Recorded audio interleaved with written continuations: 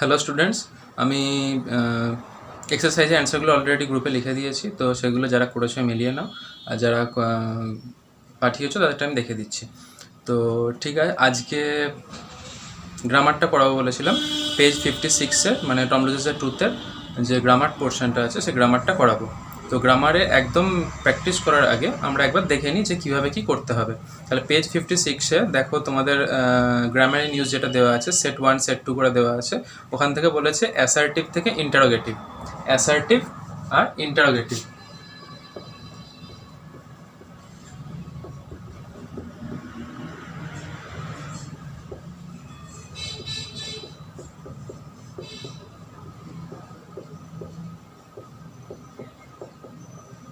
Assertive থেকে interrogative করব আর interrogative থেকে অ্যাসার্টিভ করব, ঠিক আছে? তাহলে প্রথম এক্সাম্পলটা যেটা দিয়েছে সেটা দেখো,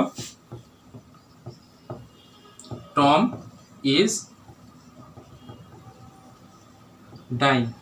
যে ধরনের সেন্টেন্স কোনো ঘটনা বর্ণনা করে বা বিবরণ দেয়, সেই ধরনের সেন্টেন্স হচ্ছে অ্যাসার্টিভ সেন্টেন্স বা বিবৃতিমূলক বাক্য। তো এখানে কি আছে, টম ইজ ডাইং, এটা স্ট্রাকচার, মানে অ্যাসার্টিভ সেন্টেন্সের স্ট্রাকচার হচ্ছে এস ভি ও, সাবজেক্ট ভার্ব অবজেক্ট। এটা হচ্ছে অ্যাসার্টিভ সেন্টেন্সের স্ট্রাকচার, ঠিক আছে? এটাকে ইন্টারোগেটিভ করতে হবে, ঠিক আছে? আরেকটা সেন্টেন্স নেই, 2 যেটা দিয়েছে তোমার, টম গ্রোন লাউডার। এগুলো খাতায় কিন্তু লিখে নেবে, হ্যাঁ, নাহলে পরে বুঝতে অসুবিধা হবে। আচ্ছা, 2 ধরনের সেন্টেন্স দিয়েছে, Tom is dyeing, Tom grown louder. 2 ধরনের কেন বলছি আমি আসছি একটু পরে। Subject verb object. তো যখন আমি অ্যাসার্টিভ থেকে ইন্টারোগেটিভ করব, তখন আমাকে অক্সিলারি ভার্বটা খেয়াল করতে হবে। কি ভার্বটা?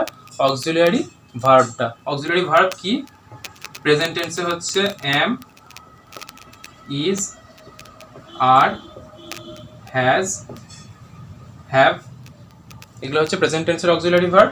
পাস্ট টেন্সে হচ্ছে ওয়াজ, ওয়্যার, হ্যাড, ফিউচারে উইল, শ্যাল। এছাড়া মোডাল বলে কিছু হয়, মোডাল কোনগুলো? Can, could, might, may, should, এইগুলো হচ্ছে modal. Can, may, might, should. তাহলে এটা হচ্ছে প্রেজেন্ট টেন্সে, পাস্ট টেন্সে, ফিউচার টেন্সে, আর এইগুলো মোডাল, ঠিক আছে? তো এইগুলো আমাকে খেয়াল রাখতে হবে। তো যখন আমি অ্যাসার্টিভ থেকে ইন্টারোগেটিভ করব, এগুলো অ্যাসার্টিভ আছে, এই দুটো সেন্টেন্স অ্যাসার্টিভ আছে, এই দুটোকে আমাকে ইন্টারোগেটিভ করতে হবে। নিয়ম খুব সহজ। কীরকম নিয়ম? এইটাকে তুলে এখানে বসিয়ে দেবো, আর কিচ্ছু না। এই যে অক্সিলারি ভার্ব যেটা আছে না, এটাকে তুলে আমি সামনে বসিয়ে দেবো, তাহলেই আমার ইন্টারোগেটিভ হয়ে যাবে। তাহলে এটা সামনে বসিয়ে দিলে প্রথমে কি হবে? ইজ, তারপরে দেখো কি আছে, টম, তারপরে কি আছে, ডাইং, শেষকালে প্রশ্ন চিহ্ন, মানে ইন্টারোগেটিভ মার্ক। তাহলে এটা অ্যাসার্টিভ আর এটা ইন্টারোগেটিভ। এটা অ্যাসার্টিভের সাবজেক্ট ভার্ব অবজেক্ট আছে, এই ফরম্যাটে আছে। আমি কি করলাম, এখানে অক্সিলারি ভার্বটা ভেঙে, অক্সিলারি ভার্বটাকে সামনে নিয়ে চলে এলাম, তাহলে হয়ে যাবে ইজ, টম, ডাইং। এইটা হয়ে গেল ইন্টারোগেটিভ। আচ্ছা, এই ধরনের সেন্টেন্সে কি আছে দেখি। দেখো, টম গ্রোন্ড লাউডার। এই গ্রোন্ড আছে, ভার্ব আছে গ্রোন্ড, মানে চিৎকার করেছিল। তো এখানে কোন অক্সিলারি ভার্বটা লুকিয়ে আছে? দেখো, এখানে ইডি আছে। ইডি মানে কোন টেন্স? Past tense. আচ্ছা, যেখানে ভার্বের সঙ্গে অক্সিলারি ভার্ব থাকবে না, সেখানে কোন ভার্বটা লুকিয়ে থাকে? Do, did, does. এই 3টে অক্সিলারি ভার্ব লুকিয়ে থাকে, ঠিক আছে? এখানে গ্রোন্ড আছে, এখানে কোনো, দেখো এইটুকু সেন্টেন্সের মধ্যে am, is, are, has, have, was, were, had, will, shall, can, may, might, should, এগুলো কিছু নেই। তার মানে কি? ডু, ডিড বা ডাজ লুকিয়ে আছে। আচ্ছা, এটা কোন টেন্স? ইডি আছে শেষকালে, পাস্ট টেন্স, সেই জন্য এখানে ডিডটা লুকিয়ে আছে। যদি প্রেজেন্ট টেন্স হতো তাহলে ডু হতো, ঠিক আছে? তাহলে এটাকে আমি ভেঙে নিচ্ছি কিভাবে, ডিড, আর ডিড ভেঙে নিলে যদি আমি পাস্ট টেন্সটা নিয়ে নিচ্ছি ডিডে, সেই জন্য এটা কি হয়ে যাবে, প্রেজেন্ট টেন্স হয়ে যাবে, গ্রোন, ঠিক আছে? তার মানে টম ডিড গ্রোন লাউডার, এটা হচ্ছে সেন্টেন্সটার মানে ভেঙে নিলে স্ট্রাকচারটা এটা দাঁড়াচ্ছে। তখন আমি কি করবো বলেছিলাম, যখন আমি অ্যাসার্টিভ থেকে ইন্টারোগেটিভ করব, এই অক্সিলারি ভার্বটা, শুধুমাত্র অক্সিলারি ভার্বটা সামনে নিয়ে চলে আসব, তাহলে এটা হয়ে যাবে ডিড, তারপরে টম, তারপরে গ্রোন, এই যে আমি গ্রোনটাকে ডিড আর গ্রোনে ভেঙে নিয়েছি, সেই জন্য এটা হয়ে যাবে গ্রোন লাউডার, শেষকালে প্রশ্ন চিহ্ন। তাহলে আমার এটা হয়ে গেল ইন্টারোগেটিভ সেন্টেন্স। তাহলে অ্যাসার্টিভ থেকে ইন্টারোগেটিভ যখন করব, তখন অ্যাসার্টিভ সেন্টেন্সের আমি অক্সিলারি ভার্ব যেটা থাকবে সেটাকে শুধু সামনে নিয়ে চলে আসবো, বাকি যা ছিল তাই লিখে দেব।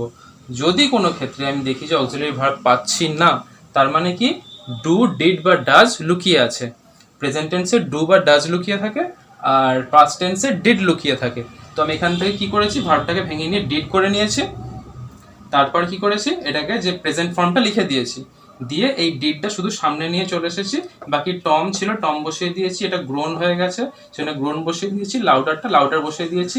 আর ইন্টারোগেটিভের যে ফরম্যাটটা, তাতে সবসময় শেষকালে কোয়েশ্চেন মার্ক থাকে, সেই জন্য শেষকালে কোয়েশ্চেন মার্কটা দিয়ে দিয়েছি, ঠিক আছে?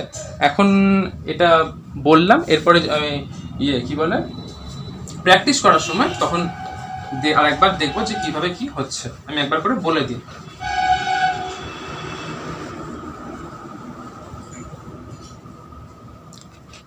আচ্ছা, যদি ইন্টারোগেটিভ দেওয়া থাকে,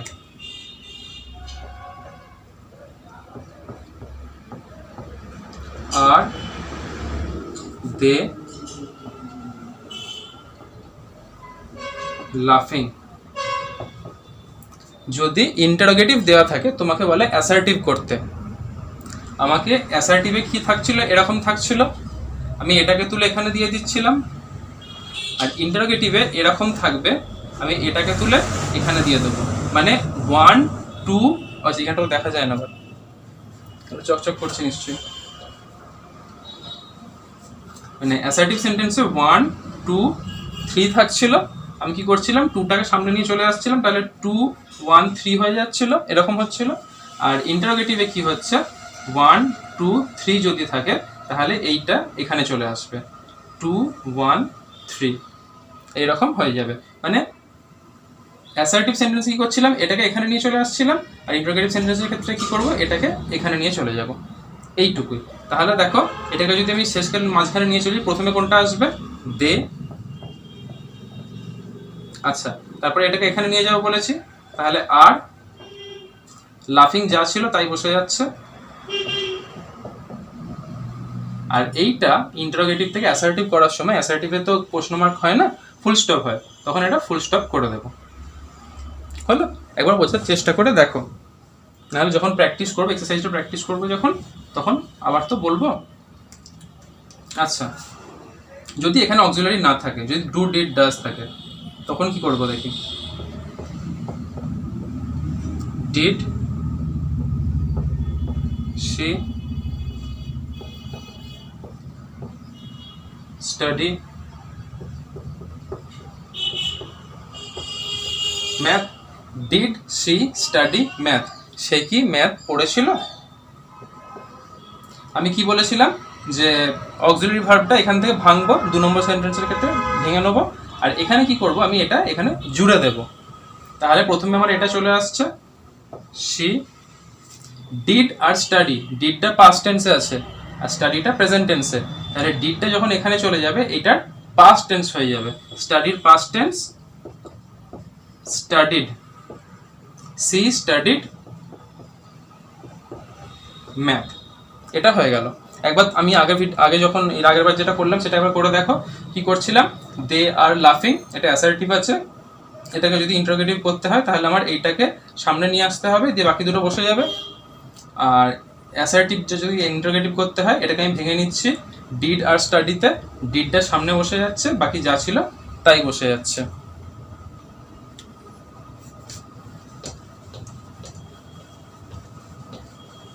আচ্ছা, যখন এগুলো খাতায় লিখছো এই জিনিসটা কিন্তু বক্স করে সাইডে একটা লিখে রাখবে।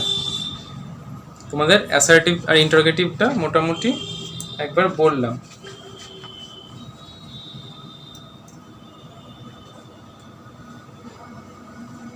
আচ্ছা, এবার আছে এক্সক্লেমেটরি সেন্টেন্স।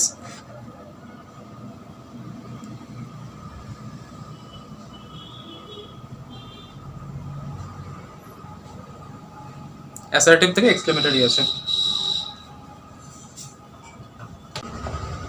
আচ্ছা, এটা যখন আমি, এটা আছে এক্সক্লেমেটরি সেন্টেন্স, দেখো স্কেলে এক্সক্লেমেশন মার্ক আছে, এক্সক্লেমেটরি সেন্টেন্স আছে, মানে আমি এটা এক্সক্লেমেটরি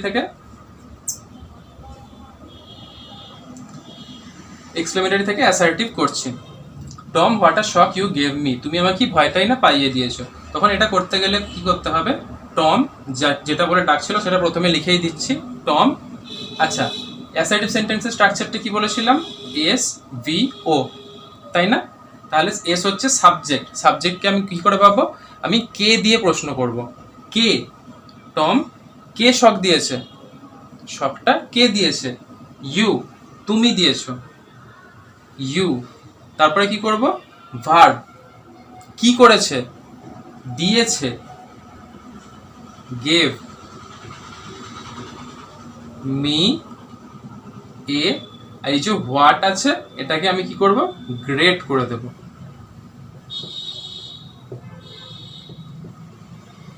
হোয়াটটা বা গ্রেড বা ভেরি করতে পারি। ইউ গেভ মি আ, যদি এখানে আমার গ্রেড হচ্ছে মানে এই জায়গাতে ভেরিও হয়, you gave me a great shock. তোমাদের দেখো, হ্যাঁ, সেট 4 এক্সাম্পলের পেজ 57-এর যে সেট 4-এর এক্সাম্পলটা আছে প্রথমটা, ওটা ওরকম করেই দেওয়া আছে। আর একটা এক্সাম্পল নিয়ে দেখি, এটা বইয়ের নেই।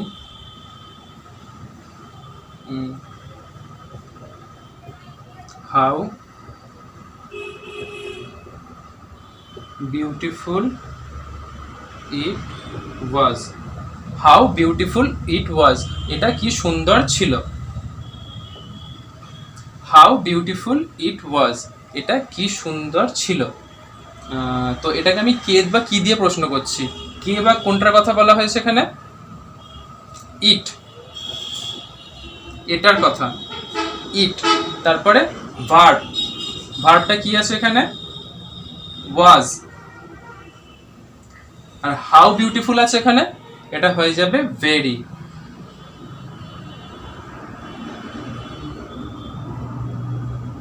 কোথায় গ্রেট হবে আর কোথায় ভেরি হবে সেটা প্র্যাকটিস করতে করতে তোমরা বুঝতে পারবে। দেখো, এক্সক্লেমেটরি থেকে আমি অ্যাসার্টিভ করছি, এক্সক্লেমেটরিতে আমি এক্সক্লেমেটরি মার্ক দিচ্ছি, আর অ্যাসার্টিভে আমি ফুল স্টপ দিচ্ছি। এখানে এক্সক্লেমেটরিতে এক্সক্লেমেটরি মার্ক দিচ্ছি, আর এখানে আমি ফুল স্টপ দিচ্ছি। তাহলে এটা হচ্ছে এক্সক্লেমেটরি থেকে অ্যাসার্টিভ করার নিয়ম। আচ্ছা, আর একটা যেটা তোমাদের দেওয়া আছে সেট 3B এ যেটা দেওয়া আছে সেটা তোমার সিম্পল ন্যারেশন চেঞ্জ, ওটা ন্যারেশন চেঞ্জ করা আছে, ওটা আমি করাচ্ছি না, ন্যারেশন চেঞ্জের সময় ওটা দেখবো।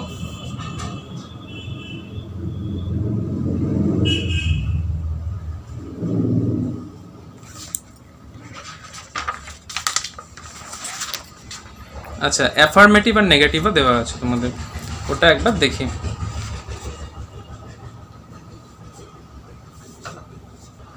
অ্যাফার্মেটিভ থেকে নেগেটিভ, নেগেটিভ থেকে অ্যাফার্মেটিভ। আচ্ছা,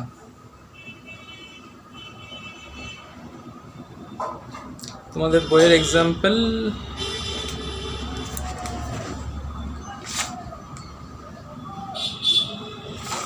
আচ্ছা বইয়ের এক্সাম্পলটাই করি। হি উইশড দ্যাট, পেজ 57-এর এক্সাম্পলটা করছি, সেট 5-এর। আচ্ছা এটা, he wished that he was sick, he wished that he was sick, সে প্রার্থনা করেছিল যে সে যেন অসুস্থ হয়। এখানে দেখো কোথাও নট আছে, নট বা নো বা নেভার এই শব্দগুলো আছে। যখন নেগেটিভের ক্ষেত্রে কি হয়, নেগেটিভের ক্ষেত্রে এই শব্দগুলো থাকে, নট, নো, নেভার, নোওয়্যার, মানে নাবাচক শব্দগুলো থাকে। এখানে দেখো কোথাও নাবাচক শব্দ নেই, তার মানে এটা অ্যাফার্মেটিভে আছে। তো এখানে আমাকে নাবাচক শব্দ নিয়ে আসতে হবে। তো নাবাচক শব্দ করার নিয়ম কি, যে যে শব্দটা আছে এখানে, যে অ্যাডজেক্টিভটা আছে সেটাকে আমি বিপরীত করে দেব, ঠিক আছে, দিয়ে একটা নেগেটিভ দিয়ে দেবো। হি কিরকম হবে, হি উইশ, উইশটা আছে তো, হ্যাঁ তাই, হি উইশড দ্যাট হি ওয়াজ, এই যে ভার্বটা হয়ে গেল, এরপরে আমি নট দেব। He was not sick, sick মানে অসুস্থ, আর সুস্থ বা ভালোর ইংরেজি হচ্ছে ওয়েল, মানে এইটার আমি বিপরীত করে দিলাম। তার আগে একটা আমি নট বসিয়ে দিলাম, সে প্রার্থনা করেছিল সে যেন অসুস্থ হয়ে যায়, তো সেটাকে আমি নাবাচকে কি করলাম, সে প্রার্থনা করেছিল সে যেন সুস্থ না থাকে।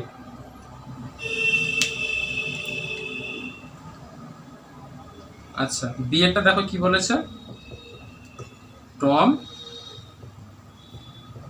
You will not die, Tom তুমি মরবে না, এটা নেগেটিভে দেওয়া আছে, দেখো না আছে, নট আছে, নেগেটিভ শব্দ আছে, ইউ উইল নট ডাই, তুমি মারা যাবে না, এটা আমি কি করতে হবে, অ্যাফার্মেটিভ বা হ্যাঁ বাচকে করতে হবে। আমি কি করব, এই ডাইটার বিপরীত করে দেবো, অপোজিট ওয়ার্ডগুলো লিখে দেবো, আর এই নটটা সরিয়ে দেবো। তাহলে প্রথমে যা আছে আমি তাই লিখছি, টম ইউ উইল, আচ্ছা নটটা তুলে দিচ্ছি কারণ আমাকে অ্যাফার্মেটিভ করতে হবে, হ্যাঁ বাচকে করতে হবে। ডাই, ডাই মানে হচ্ছে মারা যাওয়া, আর মারা যাওয়ার উল্টো বিপরীত কি, live. Tom you will live, এখানে বলেছে টম তুমি মারা যাবে না, আর আমি সেটাকে হ্যাঁ বাচকে বলছি, টম তুমি বেঁচে থাকবে। এখানে তুমি তোমাদের বইতে ফর এভার দিয়েছে রিমেন অ্যালাইভ, হ্যাঁ রিমেন অ্যালাইভও করতে পারো, ওইভাবে বইয়ে যেভাবে করেছে সেটাও করতে পারো। এটার কোনো মানে মোটামুটি তোমাকে মানেটা উল্টো করতে হবে, নাটা যখন সরিয়ে দেবে বা না যখন বসাবে তখন মানেটা উল্টো করে দিতে হবে, এইগুলোই আছে। বেশ, তাহলে আমি এক্সারসাইজটা করি, একবার দেখো। এক্সারসাইজটা করার পরে এক কাজ করি, তোমাদেরকে আমি কয়েকটা করতে দিই, তোমরা একবার নিজেরা প্র্যাকটিস করে দেখো। আর সব থেকে ভালো হয় যখন আমি এক্সারসাইজটা করছি আগে নিজেরা একবার ট্রাই করে নাও, আমার বোর্ডে লেখার পরে উত্তরটা লেখার আগে তোমরা নিজেরা একবার ট্রাই করো, ভিডিওটা পজ করে একবার ট্রাই করে দেখো যে তুমি ঠিক করতে পারলে কিনা, সেটা করলে ভালো হয়, তাহলে তোমার এখনই প্র্যাকটিসটা হয়ে যাবে এবং কারেকশনটাও হয়ে যাবে।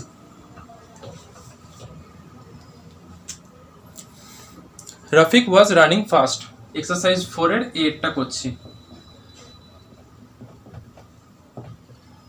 রফিক ওয়াজ রানিং ফাস্ট, এটা কি করতে বলেছে, ইন্টারোগেটিভ,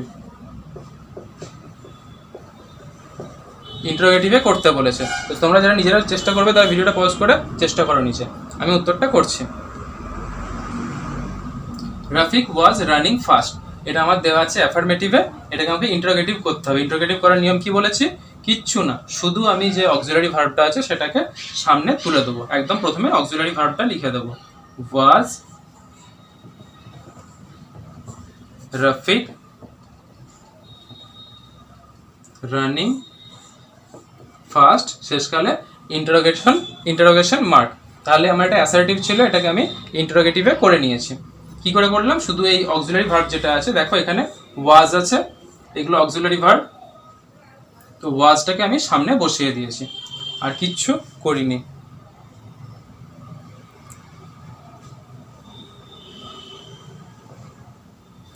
বি এরটা, the boy would never forget the exciting incident, তোমরা এটা পুরোটা লিখতে পারো, নাহলে পরে বুঝতে পারবে না। The boy would never forget the exciting incident, দেখো এখানে নাবাচক শব্দ কি আছে, নেভার, এটাকে আমাকে হ্যাঁ বাচকে আনতে হবে। দ্য বয় যেমন ছিল আমি তেমনই লিখছি, যতক্ষণ না আমার নেভার আছে ততক্ষণ আমি লিখে যাচ্ছি। The boy would, never forget আছে, কখনো ভুলবে না, এটার বিপরীত কি হবে, সব সময় মনে রাখবে। নেভার মানে কখনো না, তার বিপরীত সব সময়, always, the boy would always, forget মানে হচ্ছে ভুলে যাওয়া, তার বিপরীত কি, remember, the boy would always remember the exciting incident, যেমন ছিল তেমনই লিখে দেবো, দ্য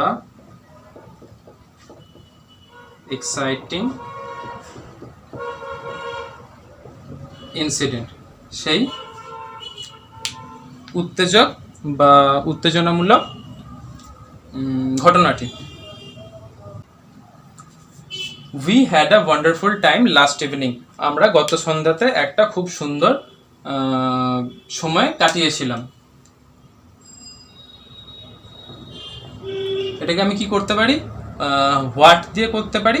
যখন আমি অ্যাসার্টিভকে আমি ইন্টারোগেটিভ এক্সক্লেমেটরিতে করব তখন আমি হোয়াট দিয়ে করব, না হলে হাউ দিয়ে করব। যদি হোয়াট দিয়ে করি, হোয়াট আ ওয়ান্ডারফুল টাইম, কি আশ্চর্য সময় বা কি সুন্দর সময়। উই হ্যাড, আমরা পেয়েছিলাম, লাস্ট ইভিনিং। তাহলে আমি কি করলাম, আমি যেটা সুন্দর বা যেটা ভালো সেটাকে হোয়াটের পরে লিখে দিলাম, হোয়াট আ ওয়ান্ডারফুল টাইম। আমরা এখানে কি করেছিলাম, SVO ছিল, subject verb, subject verb object ছিল। এই অবজেক্ট পোর্শনের মধ্যে আমি কি করলাম, যেটাকে রেফার করছে, যেটাকে ভালো বলছে, সেটাকে আমি হোয়াটের পরে লিখে দিলাম। এখানে সব থেকে ভালো কি, সুন্দর সময়টা, সময়টা ভালো ছিল, সেই জন্য হোয়াটের পরে ওয়ান্ডারফুল টাইম এটা লিখে দিলাম। তারপরে লিখলাম কোনটা, সাবজেক্ট ভার্ব, সাবজেক্ট হচ্ছে উই, তারপরে হচ্ছে ভার্ব হ্যাড, তারপরে বাকি যেটুকু অংশ ছিল সেটুকু লিখে দিলাম। এটা হাউ দিয়েও করা যেত, এখানে এইটার ডাব্লিউ, এই হোয়াটের বদলে শুধু হাউ লিখে দিল, সেন্টেন্সটা হয়ে যেত। একই হোয়াট বা হাউ বসাতে হয়। He loves to play football. হ্যাঁ, তো এইগুলোর মধ্যে কি হ্যাজ, হ্যাভ, হ্যাড কিছু আছে, অক্সিলারি কিছু নেই। এখানে লাভস আছে, লাভস মানে হচ্ছে, দেখো এইখানে এস আছে না, ইডি থাকলে আমার পাস্ট টেন্স হতো, যখন এস আছে তার মানে এর সঙ্গে কি আছে, ডাজ প্লাস লাভ আছে। তাহলে এখানে কি করব, এই ডাজটাকে সামনে নিয়ে চলে আসব, ডাজ হি, তারপরে যা আছে ডাজটা শুধু সামনে চলে আসছে, তারপরে হি ছিল, হি বসেছে, লাভ আছে, লাভ বসছে, তারপরে টু ছিল, to, play, play, football, football.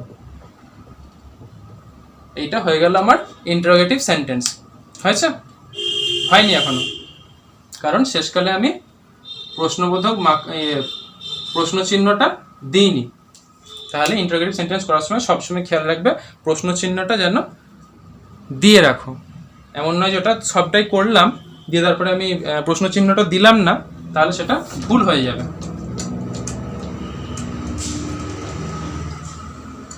Rina tried, tried মানে হচ্ছে, দেখো এখানে অল হার প্ল্যান্স, এখানে অল হার প্ল্যান্সের এখানে কিছু অ্যাডজেক্টিভ নেই, সেজন্য আমি সেটার বিপরীত করতে পারবো না।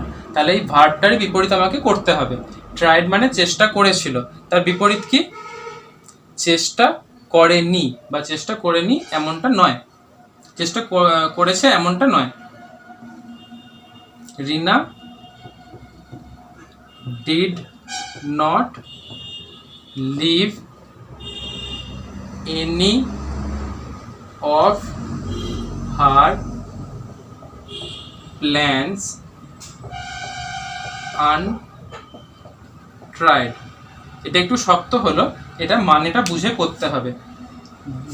রিনা ডিড নট লিভ, কোনো জিনিস ফেলে রাখেনি, কি ফেলে রাখেনি, এনি অফ হার প্ল্যান্স, তার প্ল্যানগুলো একটাও ফেলে রাখেনি। কিভাবে ফেলে রাখেনি, আনট্রাইড, অচেষ্টিত মানে চেষ্টা না করা। রিনা ডিড নট লিভ, রিনা ছাড়েনি, ছেড়ে রাখেনি, এনি অফ হার প্ল্যান্স, তার কোনো প্ল্যান, এখানে বলেছে সব প্ল্যান, আমি এখানে বলছি উল্টে দিয়ে কোনো প্ল্যান, আনট্রাইড অচেষ্টিত বা চেষ্টা না করে।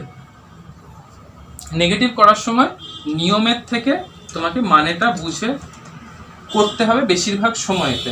নিয়ম দিয়ে তো হবেই, হবে না যে তা নয়, কিন্তু দেখবে অনেক ক্ষেত্রে তোমাকে মানেটা বুঝে করতে হচ্ছে, আর এগুলো প্র্যাকটিস করতে করতেই হবে।